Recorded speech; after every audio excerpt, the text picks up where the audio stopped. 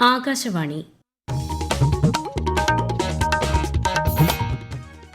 നമസ്കാരം. പ്രാദേശിക വാർത്തകൾ വായിക്കുന്നത് സോഫിയ ഡാനിയൽ.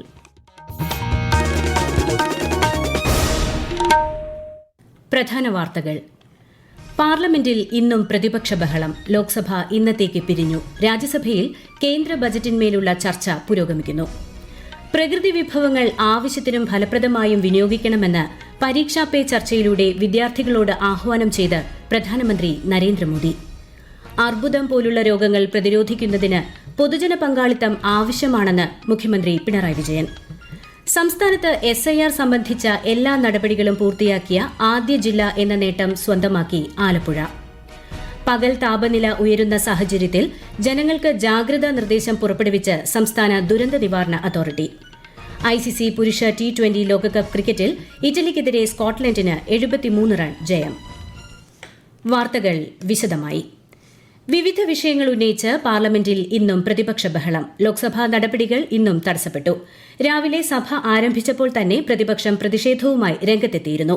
തുടർന്ന് 2 തവണ നിർത്തിവച്ച സഭ പുനരാരംഭിച്ചപ്പോഴും സമാന സ്ഥിതി തുടർന്നതോടെ സഭ ഇന്നത്തേക്ക് പിരിഞ്ഞു. രാജ്യസഭയിൽ 2026-27 സാമ്പത്തിക വർഷത്തെ കേന്ദ്ര ബജറ്റിന്മേലുള്ള ചർച്ച നടന്നു. സഭ ഇന്നത്തേക്ക് പിരിഞ്ഞു. വിദ്യാർത്ഥികളുടെ കഴിവുകൾ അർത്ഥപൂർണമായി വിനിയോഗിക്കാൻ വഴികാട്ടുകയാണ് പരീക്ഷാ പേ ചർച്ചയുടെ ലക്ഷ്യമെന്ന് പ്രധാനമന്ത്രി നരേന്ദ്രമോദി. പ്രകൃതി വിഭവങ്ങൾ ആവശ്യത്തിനും ഫലപ്രദമായും വിനിയോഗിച്ച് പരിസ്ഥിതിയെ സംരക്ഷിക്കണമെന്നും അദ്ദേഹം പറഞ്ഞു. പരീക്ഷാ പേ ചർച്ച 9ാം പതിപ്പിന്റെ 2ാം ഭാഗത്തിൽ വിദ്യാർത്ഥികളുമായി സംവദിക്കുകയായിരുന്നു അദ്ദേഹം. കുട്ടികളുടെ കഴിവുകൾ മറ്റുള്ളവരുമായി താരതമ്യം ചെയ്യരുതെന്ന് മാതാപിതാക്കളോട് പ്രധാനമന്ത്രി നിർദ്ദേശിച്ചു. അതേസമയം തന്നേക്കാൾ കഴിവ് മറ്റൊരാളിൽ കണ്ടാൽ അത് സ്വായത്തമാക്കാൻ പരിശ്രമിക്കണമെന്ന് വിദ്യാർത്ഥികളോടും അദ്ദേഹം പറഞ്ഞു. പരീക്ഷാ പേ ചർച്ചയുടെ അനുഭവങ്ങൾ ആകാശവാണി വാർത്തകളുമായി പങ്കുവയ്ക്കുകയാണ് തിരുവനന്തപുരം ആർമി പബ്ലിക് സ്കൂളിലെ വിദ്യാർത്ഥി സ്നേഹ S. നായർ. പരീക്ഷാ പേ ചർച്ചയുടെ 9ാമത്തെ എഡിഷനിൽ വിദ്യാർത്ഥികൾ ആദരണീയനായ പ്രധാനമന്ത്രി ശ്രീ നരേന്ദ്രമോദിയുമായി സംസാരിച്ചതിലൂടെ പരീക്ഷാ സമ്മർദ്ദം എങ്ങനെ തരണം ചെയ്യാമെന്നും നിയന്ത്രിക്കാമെന്നും വിശദീകരിച്ചു. പരീക്ഷാ പേ ചർച്ച കണ്ടതിനു ശേഷം എനിക്ക് വ്യക്തതയും ആത്മവിശ്വാസവും വർദ്ധിച്ചു. ഞങ്ങൾക്കുണ്ടാകാറുണ്ടായിരുന്ന പിഴവുകൾ തിരുത്താനും പഠന നിലവാരം മെച്ചപ്പെടുത്താനും സഹായകമായി. പരീക്ഷയെ അഭിമുഖീകരിക്കുമ്പോൾ എനിക്ക് ഉണ്ടായിരുന്ന ഭയം ഇല്ലാതായി.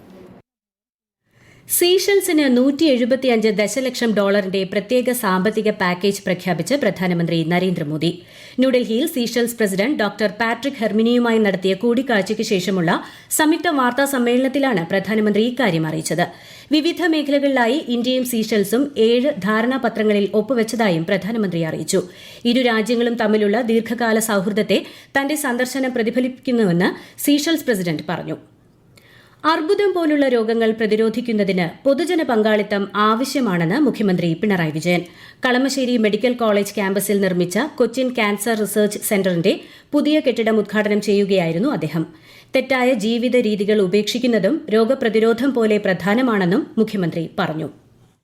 അർബുദം പോലെയുള്ള രോഗങ്ങൾ പ്രതിരോധിക്കുന്നതിന് പൊതുജനങ്ങളുടെ ആകെ ശക്തമായ പിന്തുണയും സഹകരണവും ആവശ്യമാണ്. നമ്മൾ ഓരോരുത്തരും തുടർന്നു വരുന്ന ജീവിത രീതിയുണ്ട്. അതിൽ ചിലത് തെറ്റായ ജീവിത രീതിയാണ്.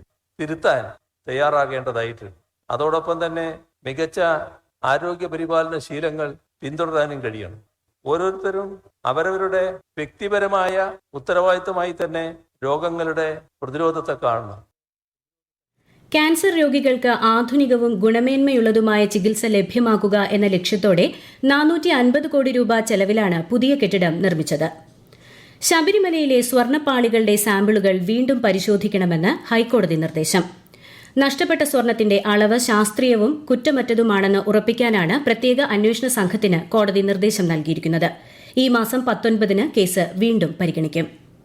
ശബരിമല സ്വർണ്ണക്കൊള്ളക്കേസിൽ തന്ത്രി കണ്ഠരര് രാജീവരുടെ ജാമ്യ ഹർജികളിൽ തന്ത്രിയുടെ അഭിഭാഷകന്റെ വാദം പൂർത്തിയായി. പ്രോസിക്യൂഷൻ വാദത്തിനായി നാളെ വൈകിട്ട് കേസ് പരിഗണിക്കും. പ്രധാനമന്ത്രി നരേന്ദ്രമോദിയുടെ പ്രത്യേക ക്ഷണപ്രകാരം തിരുവനന്തപുരം നഗരസഭയിലെ BJP കൌൺസിലർമാരും തദ്ദേശ സ്വയംഭരണ സ്ഥാപനങ്ങളിലെ ജനപ്രതിനിധികളും ദില്ലിയിലേക്ക് യാത്ര തിരിച്ചു. മേയർ VV രാജേഷിന്റെ നേതൃത്വത്തിലുള്ള സംഘം തമ്പാനൂർ റെയിൽവേ സ്റ്റേഷനിൽ നിന്നാണ് യാത്ര തിരിച്ചത്. മറ്റന്നാൾ വൈകിട്ട് പ്രധാനമന്ത്രിയുടെ വസതിയിൽ നടക്കുന്ന ചടങ്ങിൽ ജനപ്രതിനിധികൾ അദ്ദേഹവുമായി കൂടിക്കാഴ്ച നടത്തും. ഈ വാർത്തകൾ ആകാശവാണിയിൽ നിന്ന്. ആകാശവാണി വാർത്തകളും വാർത്താധിഷ്ഠിത പരിപാടികളും all India radio news Thiruvananthapuram YouTube ചാനലിലും all India radio news Thiruvananthapuram Facebook പേജിലും AR News_ തിരുവനന്തപുരം ഇൻസ്റ്റഗ്രാം അക്കൌണ്ടിലും AR News_TVM X ഹാൻഡിലും ലഭ്യമാണ്. SIR സംബന്ധിച്ച എല്ലാ നടപടികളും വിജയകരമായി പൂർത്തിയാക്കിയ സംസ്ഥാനത്തെ ആദ്യ ജില്ല എന്ന നേട്ടം സ്വന്തമാക്കി ആലപ്പുഴ. പരിശോധന പൂർത്തിയാക്കിയപ്പോൾ അന്തിമ വോട്ടർ പട്ടികയിലേക്ക് 16,12,110 പേർ യോഗ്യത നേടി. മരണപ്പെട്ടതും താമസം മാറിയതും ഉൾപ്പെടെ 4,438 വോട്ടർമാർ അയോഗ്യരാക്കപ്പെട്ടു. സംസ്ഥാനത്ത് ഈ മാസം 21-ന് അന്തിമ വോട്ടർ പട്ടിക പ്രസിദ്ധീകരിക്കുമെന്ന് മുഖ്യ തെരഞ്ഞെടുപ്പ് ഓഫീസർ അറിയിച്ചു. പശ്ചിമബംഗാളിൽ തീവ്ര വോട്ടർ പട്ടിക പരിഷ്കരണവുമായി ബന്ധപ്പെട്ട എതിർപ്പുകൾ സമർപ്പിക്കുന്നതിനുള്ള സമയപരിധി ഒരാഴ്ച കൂടി സുപ്രീംകോടതി നീട്ടി. ഈ മാസം 14 അവസാന തീയതി. തിരഞ്ഞെടുപ്പ് കമ്മീഷൻ വിന്യസിച്ചിരിക്കുന്ന മൈക്രോ നിരീക്ഷകർക്ക് പകരം SIR ചുമതലകൾക്കായി ഗ്രൂപ്പ് B ഓഫീസർമാരെ നിയമിക്കണമെന്നും കോടതി നിർദ്ദേശം നൽകി. അവകാശവാദങ്ങളും എതിർപ്പുകളും സംബന്ധിച്ച അന്തിമ ഉത്തരവുകൾ ഇലക്ട്രൽ രജിസ്ട്രേഷൻ ഓഫീസർമാർക്ക് മാത്രമേ പാസാക്കാൻ കഴിയൂ എന്നും കോടതി വ്യക്തമാക്കി. KSRTC ഡിപ്പോയിൽ ബസ് കാത്തിരിക്കുന്നവർക്കായി പുസ്തകക്കൂടൊരുങ്ങി. സംസ്ഥാനത്ത് ആദ്യമായി കണ്ണൂർ ഡിപ്പോയിലാണ് ഈ സംവിധാനം ആരംഭിച്ചത്. കൂടുതൽ വിവരങ്ങളുമായി ആകാശവാണി കണ്ണൂർ ജില്ലാ പ്രതിനിധി KO ശശിധരൻ. KSRTC ഡിപ്പോയിൽ ബസ് കാത്തു നിൽക്കുന്ന പുസ്തക വായനയിൽ തൽപരരായ യാത്രക്കാരെ ഉദ്ദേശിച്ചാണ് പുസ്തകക്കൂട് ആരംഭിച്ചിട്ടുള്ളത്. KSRTC ജീവനക്കാരുടെയും കുടുംബാംഗങ്ങളുടെയും കൂട്ടായ്മയായ വായനശാല സാംസ്കാരിക കൂട്ടായ്മയാണ് പുസ്തകക്കൂട് ഒരുക്കിയത്. കണ്ണൂരിൽ സ്റ്റേഷൻ മാനേജറുടെ ഓഫീസിന് സമീപമാണ് 500ഓളം പുസ്തകങ്ങളുമായി വായനാ ഇടം ഒരുക്കിയിരിക്കുന്നത്. വായനക്കാരിൽ നിന്ന് ഫീസ് ഈടാക്കാതെ 24 മണിക്കൂറും വായനയുടെ ആനന്ദം ആവോളം ആസ്വദിക്കാൻ വേദി ഒരുക്കുകയാണിവിടെ. കാസർഗോഡ്, പയ്യന്നൂർ, തൊടുപുഴ, പാറശാല, ചേർത്തല ഡിപ്പോകളിലും പുസ്തകക്കൂട് ആരംഭിക്കാൻ അനുമതിയുണ്ട്. സംസ്ഥാനത്ത് പകൽ താപനില ഉയരുന്ന സാഹചര്യത്തിൽ ജനങ്ങൾ ജാഗ്രത പാലിക്കണമെന്ന് സംസ്ഥാന ദുരന്ത നിവാരണ അതോറിറ്റി. ഇത് സംബന്ധിച്ച ജാഗ്രതാ നിർദ്ദേശങ്ങൾ പുറപ്പെടുവിച്ചു. സൂര്യാഘാതം, സൂര്യാതപം, നിർജ്ജലീകരണം തുടങ്ങി നിരവധി ഗുരുതരമായ ആരോഗ്യ പ്രശ്നങ്ങൾക്ക് ഇത് കാരണമാകുമെന്നും മുന്നറിയിപ്പുണ്ട്. പകൽ 11 മുതൽ 3 മണി വരെയുള്ള സമയം ശരീരത്തിൽ നേരിട്ട് കൂടുതൽ സമയം തുടർച്ചയായി സൂര്യപ്രകാശം ഏൽക്കുന്നത് ഒഴിവാക്കണമെന്നും അധികൃതർ അറിയിച്ചു. സംസ്ഥാന സർക്കാർ ജീവനക്കാരുടെയും അധ്യാപകരുടെയും ക്ഷാമബത്ത വർദ്ധിപ്പിച്ച് സർക്കാർ ഉത്തരവായി. എയ്ഡഡ് സ്കൂളുകൾ, സ്വകാര്യ കോളേജുകൾ, തദ്ദേശ സ്വയംഭരണ സ്ഥാപനങ്ങളിലെ ജീവനക്കാർ എന്നിവരുടെയും പെൻഷൻകാർ, കുടുംബ പെൻഷൻകാർ എന്നിവരുടെ ക്ഷാമബത്തയും നിലവിലുള്ള 22% നിന്ന് 25% വർദ്ധിപ്പിച്ചുകൊണ്ടാണ് ഉത്തരവായത്. വർദ്ധിപ്പിച്ച നിരക്കിലുള്ള ക്ഷാമബത്ത ഈ മാസത്തെ ശമ്പളത്തോടൊപ്പം വിതരണം ചെയ്യും. ICC പുരുഷ T20 ലോകകപ്പ് ക്രിക്കറ്റ് ഗ്രൂപ്പ് സിയിൽ ഇറ്റലിക്കെതിരെ സ്കോട്ട്ലൻഡിന് 73 റൺ ജയം. ഗ്രൂപ്പ് ബിയിൽ കൊളംബോയിൽ നടക്കുന്ന മത്സരത്തിൽ ഒമാനെതിരെ സിംബാബ്വേക്ക് 104 റൺ വിജയലക്ഷ്യം. ഗ്രൂപ്പ് ഡിയിൽ വൈകുന്നേരം 7 മണിക്ക് അഹമ്മദാബാദിൽ നടക്കുന്ന മത്സരത്തിൽ ദക്ഷിണാഫ്രിക്ക കാനഡയുമായി ഏറ്റുമുട്ടും. ദേശീയ ആയുഷ് മിഷൻ ലക്ഷദ്വീപ് ഘടകവും കേരള സർക്കാരിന്റെ കീഴിലുള്ള ISM ഹോമിയോ വകുപ്പും സംയുക്തമായി കവരത്തി ദീൻ ദയാൽ ഉപാധ്യായ ആയുഷ് ഹോസ്പിറ്റലിൽ 3 ദിവസത്തെ മെഡിക്കൽ ക്യാമ്പ് സംഘടിപ്പിച്ചു. ലക്ഷദ്വീപ് ആരോഗ്യ വകുപ്പ് സെക്രട്ടറി അവനീഷ് കുമാർ ക്യാമ്പ് ഉദ്ഘാടനം ചെയ്തു. 10 ദ്വീപുകളിൽ നിന്നായി നിരവധി പേർ ചികിത്സ തേടി എത്തി. വേതന സുരക്ഷാ പദ്ധതിയിൽ അംഗങ്ങളായ സ്വകാര്യ മേഖലയിലെ 25 ലക്ഷത്തോളം തൊഴിലാളികൾക്ക് അഷുറൻസ് മാതൃകയിൽ സംസ്ഥാന സർക്കാർ രക്ഷാകവചം പദ്ധതി നടപ്പാക്കും. പദ്ധതിയുടെ ഉദ്ഘാടനം മന്ത്രി വി ശിവൻകുട്ടി നാളെ തിരുവനന്തപുരത്ത് നിർവഹിക്കും. പദ്ധതിയിൽ അംഗമാകുന്ന സ്വകാര്യ മേഖലയിലെ തൊഴിലാളിക്ക് അപകടമരണം സംഭവിച്ചാൽ 5 ലക്ഷം രൂപ ആശ്രിതർക്ക് ലഭിക്കും. മറ്റ് ആനുകൂല്യങ്ങൾ ലഭിക്കുന്നതോടൊപ്പം രക്ഷാകവചം പദ്ധതി പ്രകാരമുള്ള തുകയും നൽകും. പ്രധാന വാർത്തകൾ വീണ്ടും. പാർലമെന്റിൽ ഇന്നും പ്രതിപക്ഷ ബഹളം. ഇരുസഭകളും ഇന്നത്തേക്ക് പിരിഞ്ഞു. പ്രകൃതി വിഭവങ്ങൾ ആവശ്യത്തിനും ഫലപ്രദമായും വിനിയോഗിക്കണമെന്ന് പരീക്ഷാ പേ ചർച്ചയിലൂടെ വിദ്യാർത്ഥികളോട് ആഹ്വാനം ചെയ്ത് പ്രധാനമന്ത്രി നരേന്ദ്രമോദി.